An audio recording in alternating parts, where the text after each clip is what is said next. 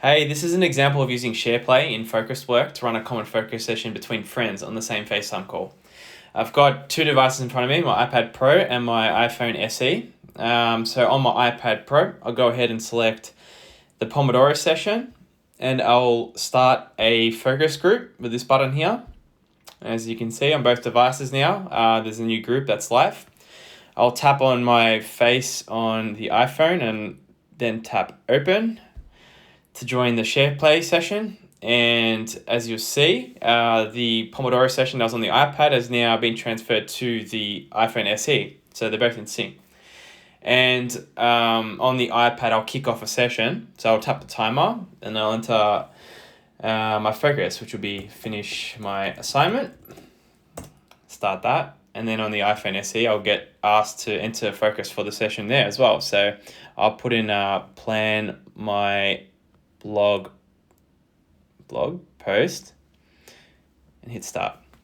So you can see now the timer's running on both devices. You can set focuses independently because everyone is working on their own separate tasks, right? So you can also adjust the stages independently in the session. So if I go here on both devices, I'll just type in plan 1 for the first stage on the iPad, and for the iPhone, I'll go plan 2. It's beneath my head here. I go done.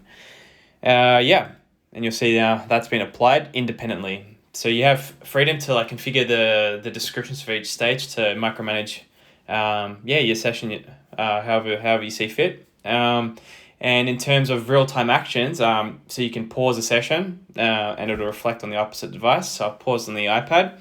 I'll resume on the iPhone, and you can also restart the current stage. So if you want to restart the timer, so I'll tap this button on the iPhone, and as you'll see in the iPad, that's now been reflected. And on the iPad, you can also, in the app, you can actually skip a stage as well, right? So I'll do that on the iPad. I'll skip the current stage to go to the break, and that's kick the focus session on the iPhone as well into the next stage. And you just quickly saw a brief sort of shortcuts automation there that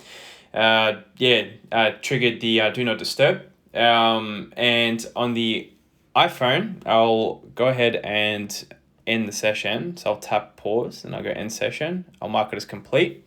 And once that's done, you'll see on both devices that the session complete sheet appears, right? And that's pretty much a quick summary of real-time interactions with the same with a common focus session between people in a FaceTime group.